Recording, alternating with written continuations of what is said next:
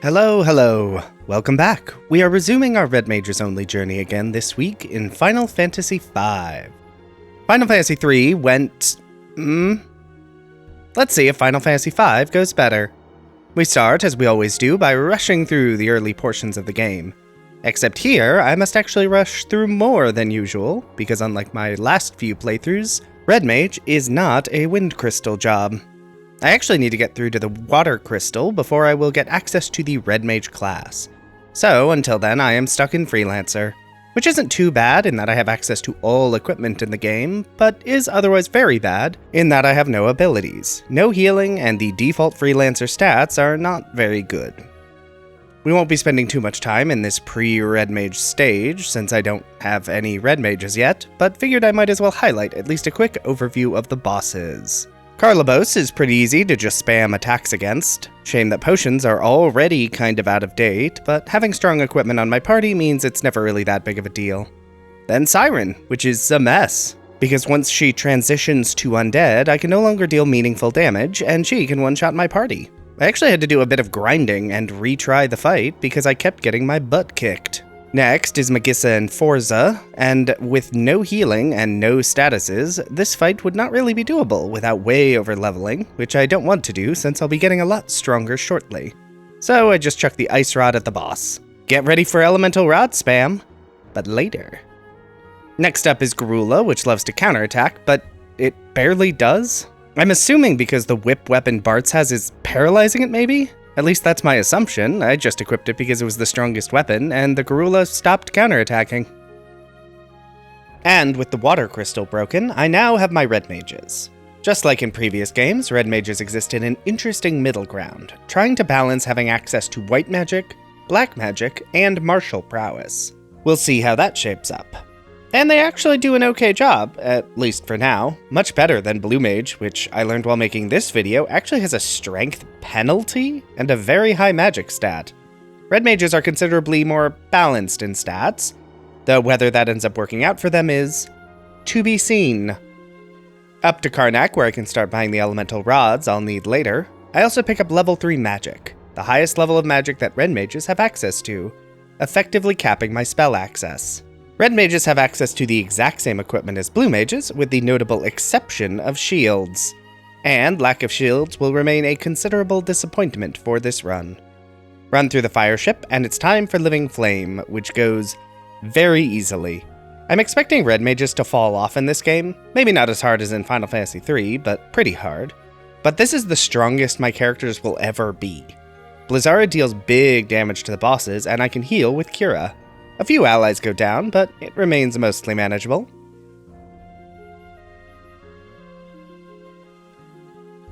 Then the normal run through Castle Karnak to fight random mobs and pick up what treasure I can.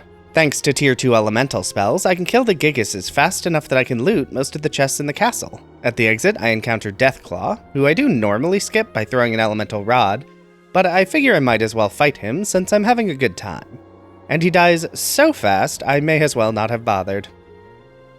Run down to the Ancient Library, where 2 bosses await us. First is Ifrit, who is weak to Blizzara, which deals big damage. I also get to start using the Healing Rod, acquired at Castle Tycoon earlier, to heal one ally with Cura for free, which is always great. Ifrit goes down very quickly. Next up is Byblos, who is as weak to fire as Ifrit was weak to ice. The fight goes basically the exact same speed, despite Byblos loving his toad counter. Where is toad magic in this game? I know it's somewhere, and Red Mages can, in theory, cast it, but I don't actually remember. Oh well. The fight goes pretty quickly and easily. I'm really pleased with how smoothly these early sections are, and really dreading how not smoothly I'm expecting the rest of the playthrough to go. Fireship acquired. Fireship lost. Black Chocobo acquired. And it's time for a Sandworm fight. And the Sandworm fight continues to be quite easy. I have Cura for healing, and unlike Blue Mages, Red Mages have a high enough strength bonus that physical attacks deal decent damage. For those wondering, Red Mages have a +8 to strength, while Blue Mages have a -8. Jeez, why even give Blue Mages swords then? Anyway, fall into a trap, then some explosions. Then I have the airship back, and it's time to fight another boss. Cray is basically the same as Carabolos, except now I have coral swords that deal lightning damage. This fight is shockingly not long or difficult. Next, I need to assail a flying fortress. So it's time to grab some adamantite, and the adamantoise is strong enough to one-shot anyone in my party. I do a lot of raising, and then toss an ice rod rather than reload and do any more grinding, and it works as it was always going to.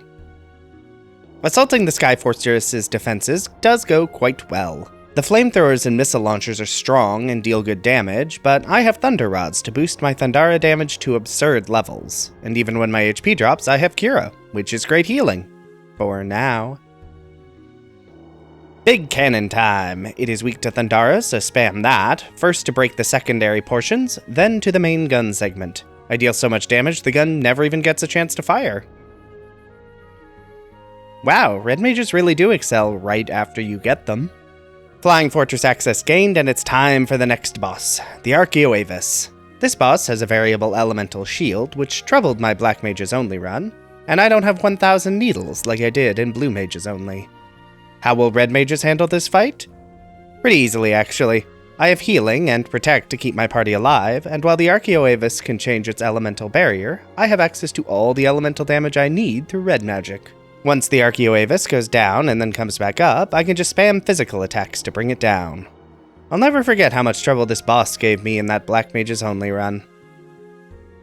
Galuf is gone, time to head to his world. But first, time for a mini-boss rush. Porobolus will cast Arise when it dies, so I cast Sleep until they have all fallen unconscious. I can then just spam them dead with Blizzara in the knowledge that Sleep will stop them from using Arise at all. Next up is Titan. Blizzara deals pretty good damage, though Titan does hit like a truck with his attacks. But the actual problem is the Earthshaker ability he uses when he drops to 0, because, yeah, I just need more HP.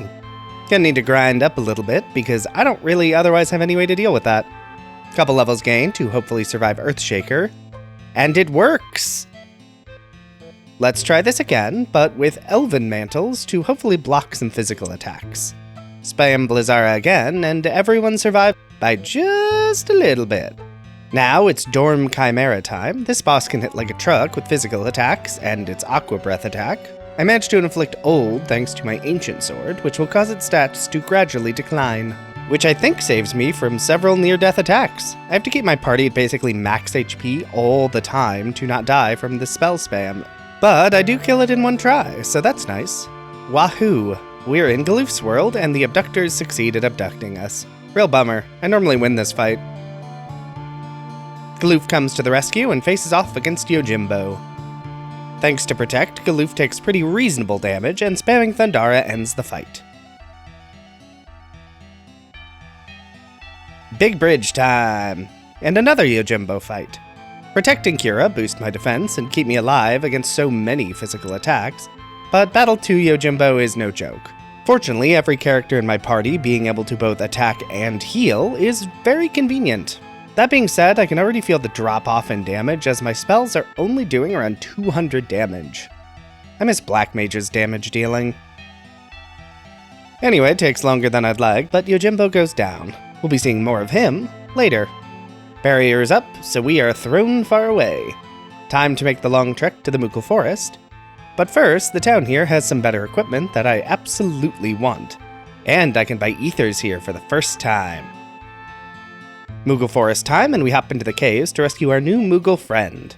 I still have 4 coral swords from World 1, and that means I can just spam attacks against the watery inhabitants for big damage.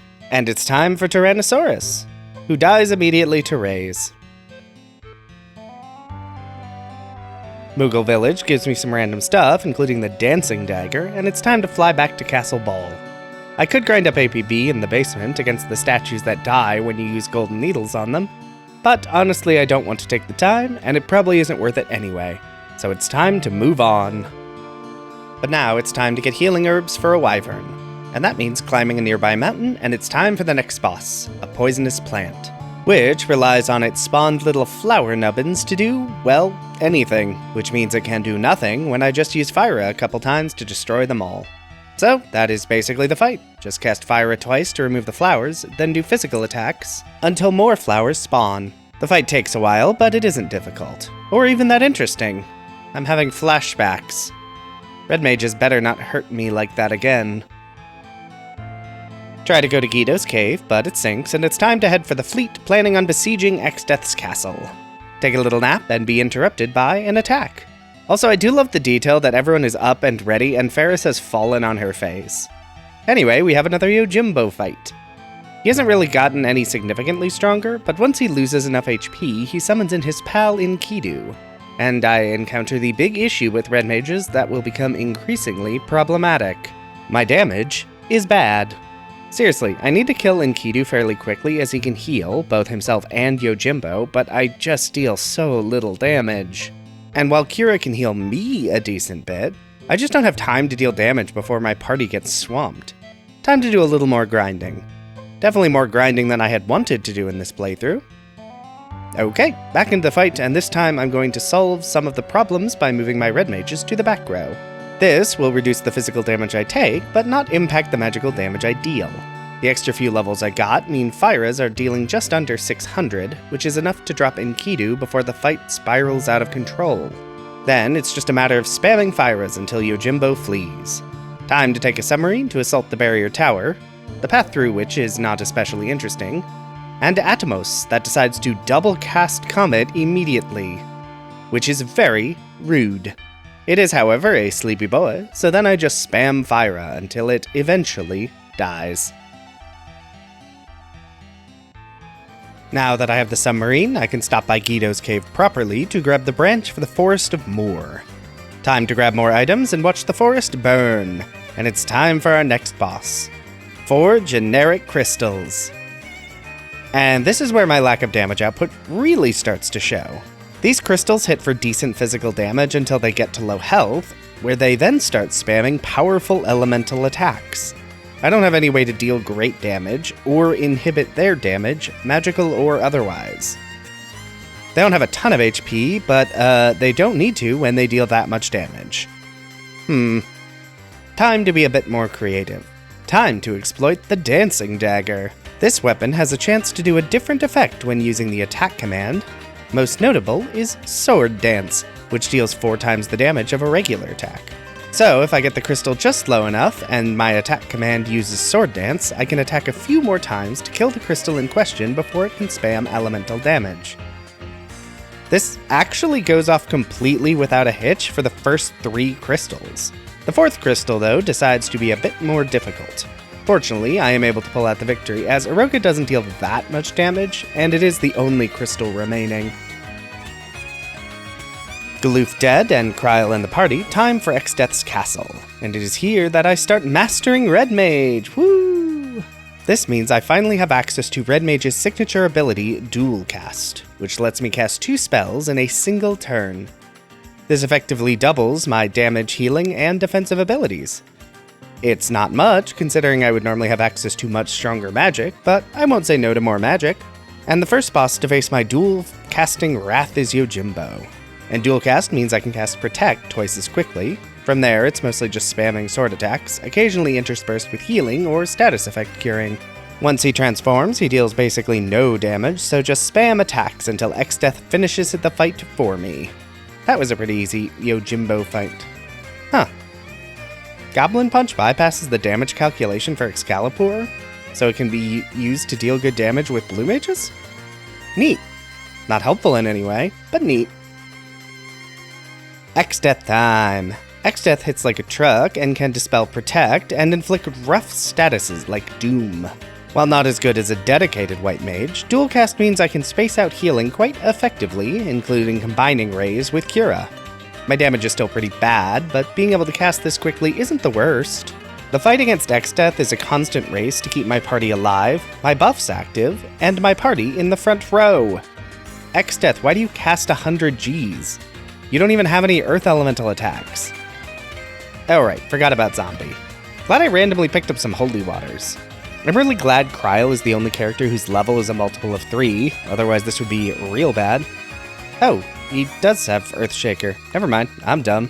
I'm actually doing okay surviving-wise, but my damage is just awful, and I'm honestly getting pretty sick of this. Alright, Exdeath, time to break out the rods.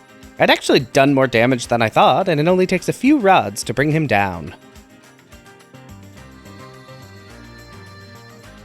We're in World 3, and it's just Krile and Bartz for a bit. And by a bit, I mean this next boss fight. Antlion is vulnerable to sleep, so I put it to sleep, and then spam dual-casted Blizzara. Faris is back, and it's time for a pyramid. And that starts with the Gargoyle Guardians at the front. And my goodness, is my damage not good. 500 per cast? That is just awful for this late in the game. I mean, I'm a bit under level, but wow. Really feeling that efficacy drop off now. I really wish they'd given red mages a bit more magic and a bit more spell access. Stomp my way through the area, and there is no boss here, so we are on to our next boss, Melusine, who is weak to fire damage and can be put to sleep. So this fight goes way better and way faster. Lena's back in the party, and past Zeph, where are you going, buddy? Sealed Castle is right here. And here I pick up the Magus Rod and Assassin's Dagger I used in black and blue mages. And pick up the Sage's Staff, the newest weapon I can actually use. It's neither good nor useful, but hey, it's a weapon.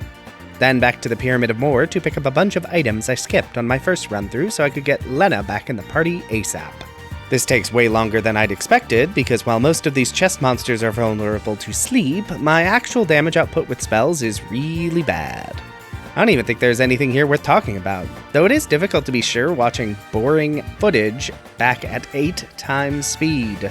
Then to Phantom Village, because new shops just dropped. Here I can pick up the best endgame armor for my characters. I elect to err on the magic defense side rather than regular defense. Pretty sure the final string of bosses are going to have more damaging magic attacks rather than physical attacks. Now it's time for some more errands. I want to access Istri Falls, but to do that I need to complete Fork Tower. But to do that, I need to complete the Island Shrine, so Island Shrine it is. The gargoyles here are unchanged, and now dead. And that means it's Wendigo time. Wendigo is vulnerable to sleep, so I can just put all the duplicates to sleep and then just spam dual-casted Fyra. This takes a while, but there is never any chance of anything interesting happen. I can even buy ethers at this point, so even if my MP had started to run out, it would have been more annoying than dangerous. Next up is Fork Tower, which, despite being a very short area, got to have an hour-long recording section dedicated to it. Why? Well, because the 2 bosses at the end proved to be very difficult to take down with only red mages. First up is Minotaur, which handily demonstrates the lack of durability my characters have, managing to deal huge chunks of damage with every attack. I ultimately switch my characters into the back row to reduce the damage. Equipping Faris with the healing staff and a lot of high potions lets me heal, even with magic disabled. Meanwhile, I equip Bartz with the Morning Star, a random staff weapon I forgot I had that actually deals okay damage, and full damage from the background. I will admit that I got bored of this fight and started chucking elemental rods because 500 damage per hit is pretty good from the back row. It's not actually good though. Then my actual problem. Omniscient, who has strong magical attacks, can buff himself and debuff my party, and my magic deals really low damage. And Omniscient likes to use drain and healing spells to keep himself topped off. I can't even use elemental rods because those trigger the boss to reset the fight. I do persist at this fight a good number of times, but no matter how much I blast him, he just does not go down. It doesn't help that I have no way to inflict some of the statuses that can normally incapacitate him. Even him just casting Confuse is a death sentence because I can't use Asuna or a physical attack to break it. So it's time for Plan B. Pop to the Phantom Village to pick up our old friend, the Black Chocobo. This lets me get access to the Phoenix Tower, a location that doesn't really have anything I want, except the Parthenopes here have a 6% chance of dropping a Reflect Ring. And after a good amount of time of blowing them up with elemental rods, I have both acquired a good number of levels and acquired 1 ring, which I actually got fairly early and just never got a second one. Equipping this on a character gives them a permanent Reflect, a powerful counter to Omniscient's nonsense. With Reflect on one character, there isn't really anything Omniscient can do to me. Even confusing one ally isn't very threatening. The fight does end up taking 15 minutes because I have no way to deal good damage or counter his healing, but Omniscient finally dies, and I get access to the submarine that I wanted. And the submarine access means I can finally make for Istri Falls, where I am so sick of long fights against gargoyles. So it's time for Elemental Rod spam, because these fights are taking way too long. Here, I also pick up my first Enhancer, the best sword red mages can equip. Not sure how useful it will be, given the power of Elemental Rods, but it does give a small magic bonus. Then it's time to take a grand chocobo trip to the top of Istri Falls to get the magic lamp I will be needing a bit later. And then to the Great Sea Trench, an area I don't normally go to in these runs, mostly because I had completely forgotten it existed. I legitimately have no memory of this place. There's also nothing here I want, so no idea why I bothered to come here. I guess I remember it now in case that ever matters, but that also means there is nothing else to delay me. Time to head into the interdimensional rift. And it's boss rush time. First up is Calofisteri. Given her focus on casting Reflect on herself, my plan is to just use physical attacks to take her down. Except she counters physical attacks with Drain, dealing some small damage and healing herself. By itself, this wouldn't be a deal breaker, but on top of her regular attacks, it's a bit much. I then try Silence, which works-ish? She can be inflicted with Silence, but it seems to last a whole 10 seconds, so yeah, that's not going to work either. Okay, plan C is to equip a Reflect Ring on Ferris so I can reflect offensive spells off her at the boss. Calofisteri doesn't counter offensive spells, which works out great. Even better is she likes to cast support spells off Ferris onto herself, most of which don't even matter. Nice Asuna, glad you cured the no statuses I had inflicted on you. Next up is a panda who can also be silenced. However, unlike Calofisteri, a panda has a weakness to fire, so I can actually deal pretty good damage. So I alternate between dual-casted Fyras and dual-casted Silences. This gets the boss dead pretty quickly. Azul Magia is next. Technically optional, but killing him does unlock a save point that is quite useful. I can't trick him into self-destructing, but by equipping Reflect Rings on Lena and Ferris, I can reflect back most of his spells. Many of them do nothing to him, but nothing to him is better than something to me. My sword attacks also deal pretty good damage, bringing the fight to a close pretty effortlessly. Catastrophe is next, and much like Blue Mages Only, it basically immediately uses Earthshaker. Unlike Blue Mages Only, this doesn't actually one-hit kill me. It does kill me on the second use, though. But surviving one Earthshaker gives me hope. As long as I keep my party topped off, I can survive long enough to beat the boss. In theory.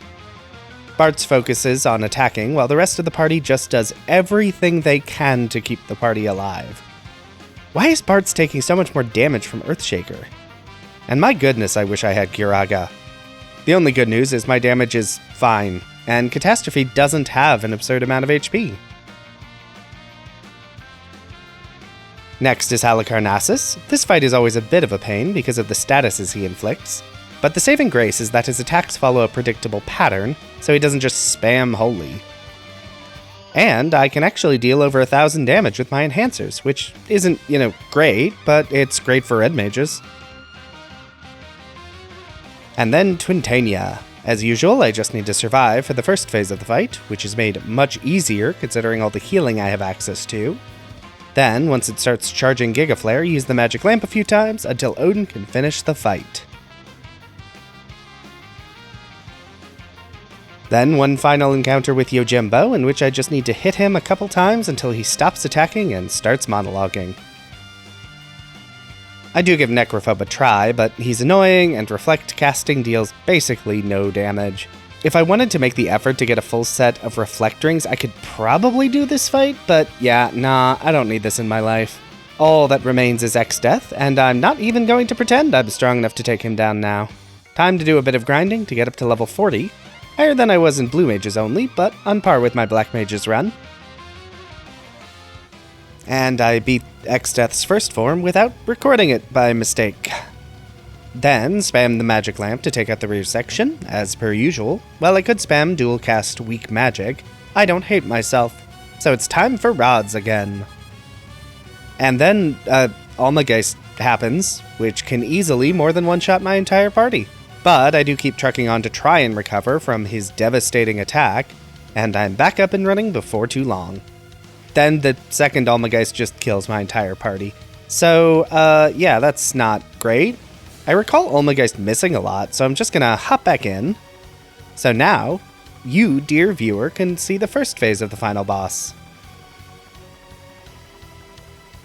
One thing red mages do actually have going for them is being able to raise and cura an ally on the same turn. That is actually genuinely great. Exdeath dead again, time for Neo Exdeath. And Almageist hits everyone again. Well, everyone but Kryl, and only because she was already dead.